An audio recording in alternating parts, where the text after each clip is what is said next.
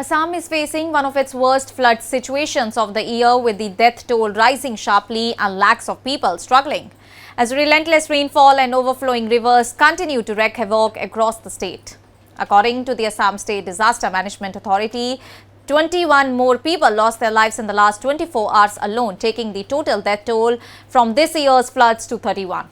The worst hit district is Sagar, where 13 people, including 4 women and 2 children, died after being swept away by floodwaters. 5 more deaths were reported from Charaidiu, 2 from Golaghat and 1 from Jorhat. The flood situation has deteriorated rapidly, with over 5.64 lakh people now affected across 16 districts.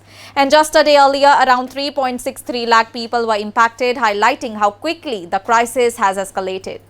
The worst affected district remains Sagar, where nearly 3.6 lakh people were battling floodwaters. Jorhat follows with nearly 88,000 affected residents, while over 72,000 people are impacted in Charaidiu.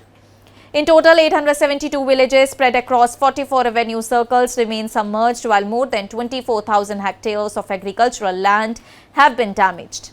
Chief Minister Himanta visited several flood-hit areas, including Charaidiu and Sagar, in order to review the relief and rescue operations. During his visit, he interacted with affected families and announced an ex gratia of Rs 4 lakh for the families of every person who lost their life in the floods. The Chief Minister admitted that rescue teams are facing serious challenges in reaching many villages that remain completely cut off due to rising floodwaters. He said that there are no roads or communication routes in order to several submerged areas, making relief operations extremely difficult. However, he assured that the government is making every possible effort and that medical teams of essential services have been deployed at the relief camps. At present, more than 12,000 displaced people are staying in relief camps, while the administration has established over 270 relief camps and distribution centers across the affected districts. And during the last 24 hours, authorities distributed thousands of quintals of rice, pulses, salt, mustard oil and other essential supplies to the flood victims. Rescue operations are being carried out on a war footing by multiple agencies, including the Army, Air Force, National Disaster Response Force, State Disaster Response Force, Fire and Emergency Services, Police and the Civil Administration. More than 6,000 people have already been rescued from flood-affected areas in Golaghat, Jorhat and Sagar. The flood situation remains critical as several major rivers continue to flow above the danger levels. The Brahmaputra is flowing above the danger mark, while the other rivers have also crossed the danger levels.